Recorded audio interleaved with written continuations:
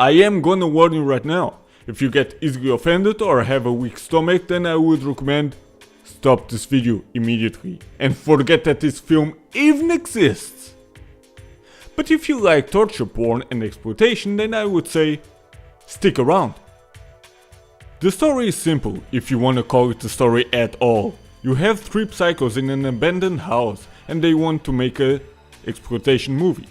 Therefore, they kill 4 victims that are already chained up and everything. Now it's basically a matter of time when and how the 4 will be killed. Yeah, there is nothing more to it.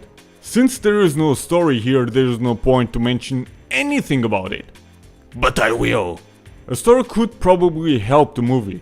One that at minimum should show and explain what happened to the victims before they were chained up or who they are in the first place. That goes for the murderers as well. Nothing overwhelming, but at least explain what's what. A good example would probably be a movie called Grotesque, where an actual story exists, so you can at least relate to the characters. Without any explanation at all, you don't feel anything when the victims get killed. Heck, 2 of the 4 don't even have a point at all here. You know they got killed, but you don't even see how. This leads to another point. The whole movie uses POV as a perspective, which is actually nice. Or at least it can be. You see it from 2 points of view. The first one being from one of the victims, and the other being from the director and his cameras.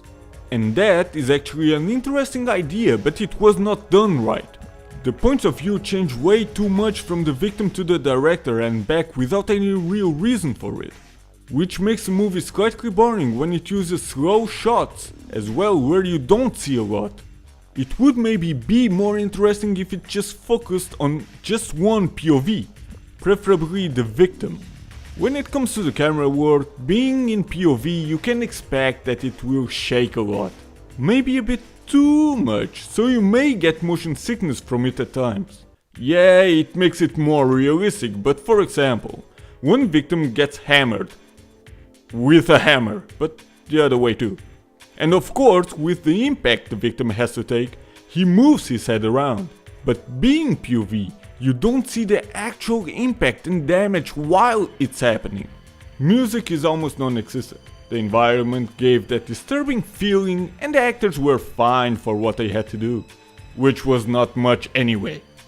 The butchery is, again, nothing for weak nerves. Especially at one point it can be very disturbing for a few minutes. Being a movie from 2007, it used old ideas but tried new ideas as well that were interesting.